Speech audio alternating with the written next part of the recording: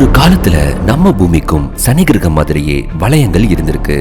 அந்த வளையங்கள் தூசி, துகள்கள், பாறைகள்னால ஆயிருக்கு. இந்த வளையம் உருவாக காரணம் என்னன்னா, செவ்வாய் கிரகம் அளவுல இருக்கிற தியான்னு சொல்லக்கூடிய ஒரு கோள் நம்ம பூமி மேல மோதி அந்த மோதல்னால ஏற்பட்ட சிதைவுனால தூக்கி எறியப்பட்ட பாறைகள், தூசிகள், துகள்கள் தான் வளையம் மாதிரி உருவாகி நம்ம பூமியை சுத்தி வலம் வர ஆரம்பிச்சிருக்கு. அதாவது தூக்கி எறியப்பட்ட பாறைகள் நம்ம பூமியோட ஈர்ப்பு விசைனால ஈர்க்கப்பட்டு மறுபடியும் நம்ம பூமியை சுத்தி வலம் வர ஆரம்பிச்சது. நாம வாழ்ற இந்த பூமி சம்பந்தமான தகவல்கள் உங்களுக்கு பிடிச்சிருந்தா இந்த வீடியோக்கு லைக் பண்ணி எஸ்னு ஒரு கமெண்ட் பண்ணுங்க. அதிகமான லைக்ஸ் வந்தா பூமி பத்தின இன்னும் சுவாரஸ்யமான வீடியோக்களை போஸ்ட் பண்றோம். சரி, வீடியோக்குள்ள போலாம். இந்த தியாங்கிற கோள் ஆரம்பத்துல சூரிய குடும்பம் உருவானப்பவே உருவாகி இருக்கலாம். அப்படி இல்லைன்னா விண்வெளியோட வேறு பகுதியில் இருந்து சூரிய குடும்பத்தோட ஈர்ப்பு விசையினால ஈர்க்கப்பட்டு பூமியை நோக்கி வந்திருக்கலாம். அதே மாதிரி இந்த கோள் நம்ம பூமி மேல மோதி ஏற்பட்ட மிகப்பெரிய குப்பைகள் தான் நம்ம இப்ப பாக்குற சந்திரனை உருவாக்கி இருக்கணும்னு விஞ்ஞானிகள் சொல்றாங்க. இந்த சந்திரன் உருவானதுக்கு இது மட்டும் இல்லாம இன்னும் 3 விதமா உருவாகி இருக்கலான்னு ஒரு தியரிஸ் இருக்கு. அது என்னன்னு வீடியோவோட கடைசியில பார்க்கலாம். இது எல்லாமே 450 கோடி ஆண்டுகளுக்கு முன்னாடி பூமி உருவான கொஞ்ச காலங்கள்லயே நடந்திருக்கணும். இந்த நிகழ்வு பத்தின தடயங்கள் எல்லாம் பல ஆதாரங்கள் மூலியமா கிடைச்சிருக்கு. உதாரணமா சில பழமையான பாறைகள்ல சின்ன கண்ணாடி மணிகளை கண்டுபிடிச்சிருக்காங்க. இது பூமியோட வளிமண்டலத்துக்குள்ள போற ரிங் பார்ட்டிகல்ஸ் சொல்லக்கூடிய வளைய துகள்கள்ல இருந்து வர்ற அதிக வெப்பத்தின் காரணமா உருவாகி இருக்கலாம்னு சொல்றாங்க. அது மட்டும் இல்லாம பழமையான பாறைகள்ல ஐசோடோப்புகள் மாதிரியான தடயங்களையும் கண்டுபிடிச்சிருக்காங்க. இந்த வளையங்கள் சனி கிரகத்தில் இருக்கிற வளையங்களை விட ரொம்பவே சின்னதா இருந்திருக்கு. அதே மாதிரி சனி கிரகத்தில் இருக்கிற பனிக்கட்டி வளையங்கள் மாதிரி இல்லாம தூசிகள்னாலையும் பாறைகள்னாலையும் தான் ஆயிருக்கு.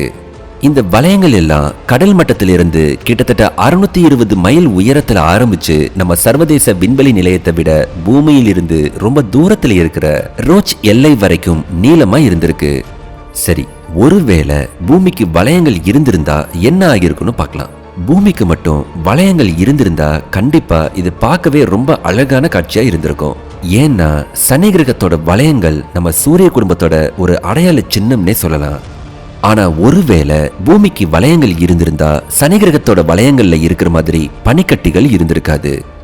ஏன்னா சனி கிரகத்தை விட பூமி சூரியனுக்கு ரொம்ப பக்கத்துல இருக்கிறதுனால நம்ம நட்சத்திரத்துல இருந்து வர்ற கதிர்வீச்சு மற்றும் வெப்பத்தினால பூமியோட வளையத்துல இருக்கிற பனிக்கட்டிகள் எல்லாம் உருகி வெறும் பாறைகளால உருவான வளையங்கள் மட்டும்தான் இருந்திருக்கும்.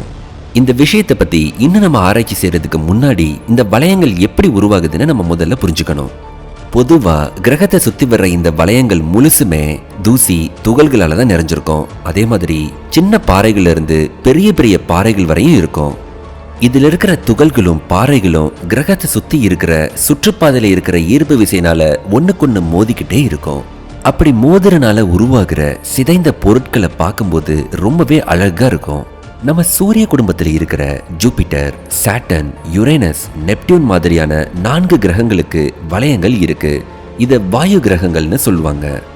அதே மாதிரி நம்ம சூரிய குடும்பத்துல நிலப்பரப்புகள் இருக்கிற பாறைகளாலான கிரகங்கள் 4 இருக்கு.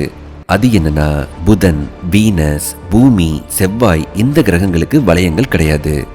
சரி, விஞ்ஞானிகளால பல கோடி ஆண்டுகளுக்கு முன்னாடி தான் நம்ம பூமிக்கு வளையங்கள் இருந்ததா சொல்லப்பட்டுச்சு.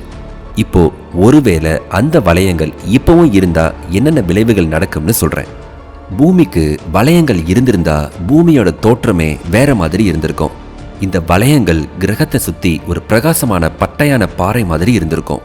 இந்த வளையங்களை பூமியிலிருந்து வெறுங்கண்களாலேயே பார்க்க முடிஞ்சிருக்கும். ஆனா இது சனி கிரகத்தோட வளையங்கள் மாதிரி முக்கியமான ஒன்னா இருந்திருக்காது. அது மட்டும் இல்லாம ஒரு கிரகத்தை சுத்தி இருக்கிற வளையங்கள் பூமத்திய ரேகைக்கு பக்கத்துல இருக்கும்போது ரொம்பவே நிலையானதா இருக்கும். இதனால லாட்டிடியூட் அடிப்படையில இதனோட தோற்றங்கள் மாறலாம். உதாரணமா ஈக்வேட்டர் பகுதியிலிருந்து பார்க்கும்போது இந்த வளையங்கள் உள் விளிம்புல இருந்தே தெரியும். இது பார்க்கறதுக்கு எப்படி இருக்குன்னா அடி வானத்திலிருந்து நேரடியா போற ஒரு மெல்லிசான கோடு மாதிரி தோற்றத்தை உண்டாக்குமா. நீங்க பூமத்திய ரேகையை தாண்டி போகும்போது வளையங்களோட தோற்றத்துல சில மாற்றத்தை பார்க்க முடியும். இது போதுமான அளவுக்கு விரிவடைஞ்ச மாதிரியும் சில இடங்களில் இருந்து பார்க்கும்போது அடிவானத்திலிருந்து ரொம்ப பக்கத்துல இருக்க மாதிரியும் தெரியும். இது பார்க்கறதுக்கே ரொம்ப அழகா தெரிஞ்சாலும் இதனால பூமிக்கு என்னென்ன பிரச்சனைகள் வரும்னு சொல்றேன். பூமியோட காலநிலை, அதாவது கிளைமேட்ல சில பாதிப்புகளை உண்டாக்கும். இந்த வளையங்கள் கிரகத்தோட மேல் பகுதியில சூரிய ஒளியை உள்ள வர விடாம தடுத்து வெப்பநிலையை குறைச்சிரும். இதனால குளிர்ச்சியான சூழல் உண்டாகும். இந்த வளையங்கள் பூமியோட கடல் அலைகள்லையும் சில பாதிப்புகளை ஏற்படுத்தும். வளையங்கள்ல இருக்கிற ஈர்ப்பு விசை அதிக அலை சக்திகளை உருவாக்கும். இதனால கடல் மட்டத்துல சில ஏற்ற இறக்கங்களும் நடக்கும். இந்த வளையங்கள் கிரகத்துக்கு ரொம்ப பக்கத்துல இருக்க பகுதிகளில் அலைகள் அதிகமாகவும் ரொம்ப தூரத்துல இருக்க பகுதிகளில் அலைகள் கம்மியாகவும் இருக்கும். அது மட்டும் இல்லாம பூமிக்கு வளையங்கள் இருந்திருந்தா சந்திரன் இல்லாம இருக்கிறதுக்கும் வாய்ப்பு இருக்கு. ஒருவேளை சந்திரன் இல்லாம இருந்திருந்தா கடல் மட்டத்திலையும் அலை சக்திகள்லையும் மிகப்பெரிய மாற்றங்களும் உருவாகியிருக்கும். சரி, இந்த மாற்றங்கள்னால மனிதர்களுக்கு என்ன பாதிப்பு ஏற்படும்னு பார்க்கலாம். பூமியில வளையங்கள் இருந்திருந்தா பூமியில பகலோட அளவு மாறும். இந்த வளையங்கள்னால கிரகத்தோட பல பகுதிகளில் நிழலாகவும் இது மேல் பகுதியை அடையிறப்ப சூரிய ஒளியோட அளவையும் பாதிக்கும். இதோட காரணமா தாவர வளர்ச்சியிலையும் பகல் நேரத்தை நம்பி இருக்கிற விலங்குகளுக்கும் சில பாதிப்புகள் ஏற்படும். பூமியை சுத்தி வளையங்கள் இருக்கிறதுனால நேவிகேஷன் அண்ட் கம்யூனிகேஷன் சிஸ்டமை கூட பாதிக்கலாம். வளையங்கள்ல இருக்கிற பாறைகள் மேல மோதாம இருக்கிறதுக்காக சேட்டலைட்ஸ் மற்ற ஸ்பேஸ் பேஸ்டு டெக்னாலஜிஸை எல்லாத்தையுமே மாற்ற வேண்டியதா இருந்திருக்கும். அதே மாதிரி நேவிகேஷனையும் கம்யூனிகேஷனையும் நம்பி இருக்கிற ஸ்பேஸ் ஏஜென்சிஸ்க்கும் பிரைவேட் கம்பெனிஸ்க்கும் சில மக்களுக்கும் இது ஒரு பெரிய சவாலா இருந்திருக்கும். பூமிக்கு மட்டும் வளையங்கள் இருந்திருந்தா கிரகத்தோட மேல் பகுதியில ஒரு மிகப்பெரிய நிழலை உண்டாக்கி தாவரங்களோட வாழ்க்கையில சில பாதிப்புகளை ஏற்படுத்தியிருக்கும். ஏன்னா இந்த வளையங்கள் தாவரங்களுக்கு கிடைக்கக்கூடிய சூரிய ஒளியோட அளவை குறைச்சிரும். இதனால தாவர வளர்ச்சிக்கு தேவையான ஒளிச்சேர்க்கை கிடைக்காம பூமியில தாவரங்களோட எண்ணிக்கை ரொம்பவே கம்மியாயிடும். அது மட்டும் இல்லாம இந்த வளையங்கள்னால எஞ்சி இருக்கிற தாவரங்களுக்கு கிடைக்கக்கூடிய ஊட்டச்சத்துக்களும் கிடைக்காம போயிடும்.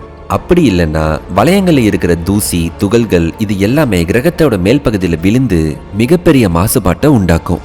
வளையங்கள் இருக்கிறதுனால பூமியில இருக்கிற விலங்குகளுக்கு கூட பாதிப்புகள் ஏற்படும்.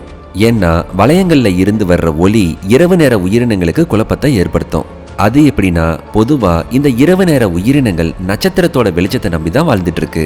அப்படி இருக்கிறதுனால இந்த அதிகப்படியான சூரிய ஒளியோட மாற்றத்தினால விலங்குகளோட வாழ்க்கையிலையும் பாதிப்புகள் உண்டாகும். பொதுவா சொல்லணும்னா பூமியில வளையங்கள் இருக்கிறதுனால மனித வாழ்க்கைக்கு மட்டும் இல்லாம ஒட்டுமொத்த கிரக உயிரினங்களுக்குமே சில பாதிப்புகளை ஏற்படுத்தும். நான் இந்த வீடியோவோட முன்னாடியே சொன்ன மாதிரி நிலவு உருவானதுக்கு விஞ்ஞானிகள் சொல்ற 3 கருத்துகள் என்னன்னு சொல்றேன். அதுல முதல் கருத்து என்னன்னா, சூரிய குடும்பத்துல இருந்து பூமி உருவானப்பவே பூமி கூடவே நிலவும் உருவாகி இருக்கும். அப்படி உருவான நிலவு பூமியோட ஈர்ப்பு விசையினால ஈர்க்கப்பட்டு பூமியோட துணைக்கோளா இருக்கு அப்படின்னு சொல்றாங்க. ரெண்டாவது கருத்து என்னன்னா, பூமி உருவானதுக்கு அப்புறம் இந்த நிலவு எதேர்ச்சியா பூமியை கிராஸ் பண்ணி போறப்போ பூமி தன்னோட ஈர்ப்பு விசையினால ஈர்த்து தன்னோட இழுத்து வச்சுக்கிட்டதா சொல்றாங்க. இதுல மூணாவது கருத்து என்னன்னா, நம்ம மேல வீடியோல பார்த்த மாதிரி தியாங்கிற கிரகம் நம்ம பூமி மேல மோதி அதனால ஏற்பட்ட சிதைவுகள் எல்லாம் ஈர்ப்பு விசையினால ஒண்ணு சேர்ந்து கடைசியில ஒரு பந்து மாதிரி உருவாகி இன்னைக்கு நம்ம பார்க்கிற நிலவா உருவாகிருச்சுன்னு சொல்றாங்க. இந்த 3 கருத்துலையும் மூணாவதா பார்த்த இந்த கருத்து தான் அதிகப்படியான வாய்ப்புகளும் ஆதாரங்களும் இருக்கிறதா விஞ்ஞானிகள் சொல்றாங்க. சரி, நான் கொடுத்த இன்ஃபர்மேஷன் பிடிச்சிருந்தா லைக் பண்ணிக்கங்க, கமெண்ட் பண்ணிக்கங்க, மறக்காம நம்ம சேனலை சப்ஸ்கிரைப் பண்ணிக்கங்க. நன்றி.